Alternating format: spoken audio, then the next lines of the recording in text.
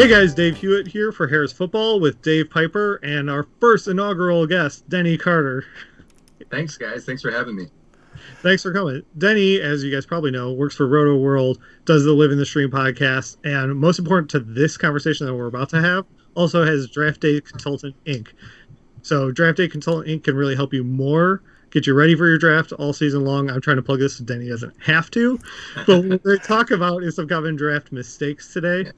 And this is going to be right in the wheelhouse. So, Piper, I'm going to throw it to you. Let's kick us off. I know that we talked a little bit beforehand, Denny, about going into drafts here in August, and you were big on do not roster fill. And so, I wanted you to talk a little bit about that.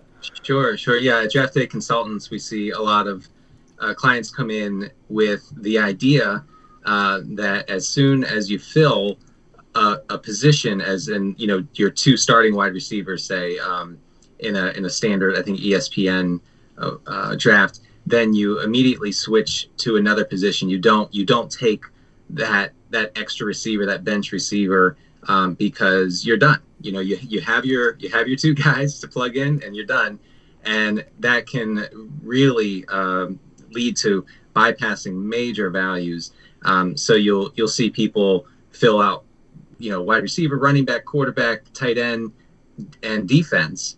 And that leads to usually a very shallow team. You just don't have the kind of bench depth that you often need, to go the distance, to survive injuries and all of the unforeseen circumstances that pop up during the year, because you were intent on filling out your starting roster instead of building a deep team. Mm-hmm. And I think that it's just kind of a hard thing to get away from, because you get scared, especially in your draft, where you're like, well, okay, got the running back thing covered. And so you don't want to branch out too far and make a mistake. But I totally I've had lots of Draft Day Consultants clients get very nervous. Like you said, you get to the 9th, 10th, 11th round. It's we're the only team who hasn't taken a quarterback.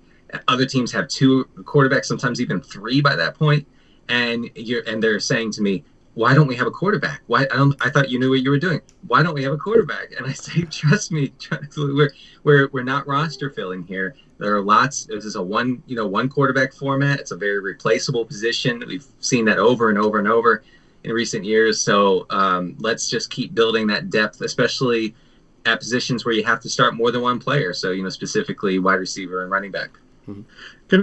Can I branch off of that with a question for you? So some websites force you to actually fill out a complete roster. Yeah. But I personally like to leave some drafts usually with, like, if you're not going to make me take a kicker, right, I personally love to leave without the kicker. That's where I take that extra lotto card or something, because, I can make that cut. My draft's a couple weeks out. Yeah. I rather have that spot available. Now, you can't always have that, but some people absolutely. No, I love that strategy. I do it in almost every draft, especially if you're talking about, 3, 4, 5 weeks before opening day. There's no reason, I don't think, if you don't have to now. Some sites will force you to do that, and that it's not great. There is kind of a workaround there. I'll get to that in a second. But yeah, I usually don't take a kicker in that circumstance if I don't have to. I usually don't take a defense. That gives me 2, like you said, lotto plays that you can just pluck a running back maybe off the bottom of the list, and maybe they stumble into playing time late in the summer. And even sometimes I will just completely bypass tight end and end up with a roster full of running backs and a wide receiver. The workaround, by the way, is if the site forces you to fill out the whole roster, you can immediately after the draft go in and drop the kicker, the defense, the whatever, and get guys off the waiver wire who might become valuable later, before the season starts.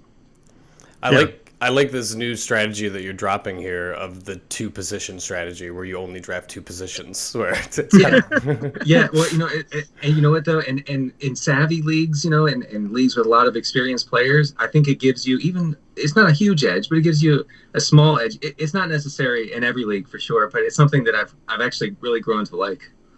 We'll get back to talking with common draft mistakes with Denny Carter in a second, but Dave and I want to talk about something that's certainly not a mistake. It's getting and rocking a pair of Felix Gray glasses. I love them. What do you think, Dave? I love them. A lot of the editing that I do for the channel here is done at the end of my days, so after I get home, and just so far this year, I can already tell the level of eye strain is just much lower. I don't feel like I'm squinting and trying to, hone in on the screen at all. It's just nice to be able to just look at the screen and cut footage.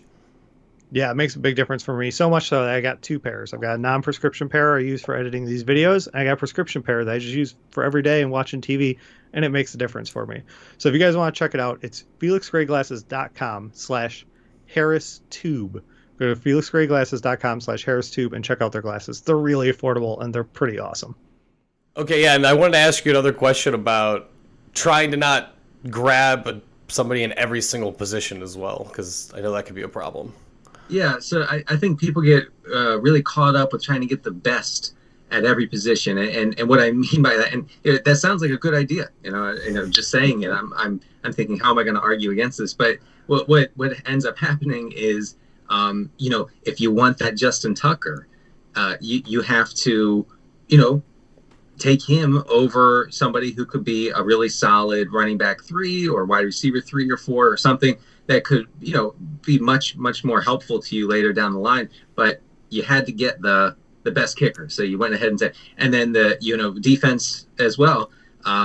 We see people at Draft Day Consultants, we see people take the best defense off the board in the middle rounds thinking, okay, like I got the best defense. I got the top wide receiver. I got the top quarterback. I'm good to go. It's not bad, and you might not do terribly that season, but it is a common mistake to think that you can get the best at every spot and not sacrifice, like we talked about before, sacrifice depth. This ties into roster filling. It's a little bit different, but definitely it's something that especially newer fantasy players tend to do. So what you're really talking about here, right, is the value-based opportunity for it, right? If you get the first defense, it's great, and you say, prior years you easily could be like, I've got Bears locked up, I've got Seattle locked up, whoever it is, however long you've been playing. Right. But the difference between your third wide receiver, that's actually probably your flex, and getting that top defense down to whatever the third defense is. It's a pretty big chasm, right? In the end, when we're seeing it. Right. And when we're talking about kicker and defense, there's very little carryover from year to year, especially with defense, with team defense. There have been lots of studies done that show that there's almost no correlation between the prior year's finish and the current year's finish. But it's something that people just can't let go. They just see, like that defense scored a lot of points last year, and I wanted them all year. I was jealous that I didn't get them, but they forget that it was a waiver wire defense that did that. So.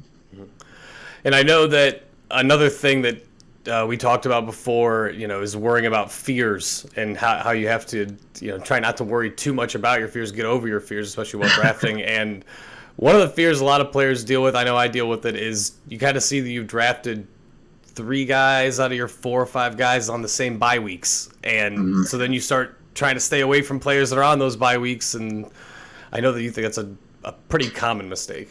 Yeah, sure, and it makes sense. They list the bye weeks. They list players' bye weeks pretty prominently on draft sites, and so you're just staring at it and you're thinking, I already have 2 guys with a week 8 bye. I can't take this guy, even though he's a screaming value here, even though I know I should take him. I can't comprehend how I'm going to play in week 8 with three main guys who have the bye. My thought on it is that if you end up with a team where a lot of your best and primary players are on, share the same bye, it's okay. Like, it actually works out better, I think, because you can, in some ways, mail it in for 1 week. You can take that hit for 1 week. I mean, you still try. You still work the wire. You give it a shot. Likely it's not going to work out, but you sacrifice that 1 week instead of being depleted through 4 or 5 weeks. And you and you don't have a full roster for that whole time. So I think that piling up the same bye weeks can be okay, but I don't think that a player's bye week should ever stop you from drafting him. Absolutely. And I actually like I like the idea of having my own fantasy bye week. I just go, all right, this week I can just relax. I don't have to maybe have a couple daddy sodas while I was watching the games, not have to worry too much. So that's right. And it's funny how little pressure there is when you have that situation where all your best guys are on bye, and you just kind of work the waiver wire, you throw in a few plays, so maybe some volatile plays that you're not sure if they're going to score 0 or 20, or, in a given week. And it kind of works out because you're not overthinking it. You're like, well, this is my only option. I don't have anywhere else to go. I got to do this. Absolutely, yeah. Well, thanks for sitting down with us, Denny. We wanted to cover a couple common draft mistakes with you. Hewitt, thanks for sitting down with us this week as well, and we'll tune in next week, guys. Thanks so much for watching. Please, please, please smash that like button, write a comment, tell us who else you'd like to see us review film on, and of course, best of all, please subscribe to our channel and then click that little bell above the subscribe button and you'll be notified whenever we post a new video.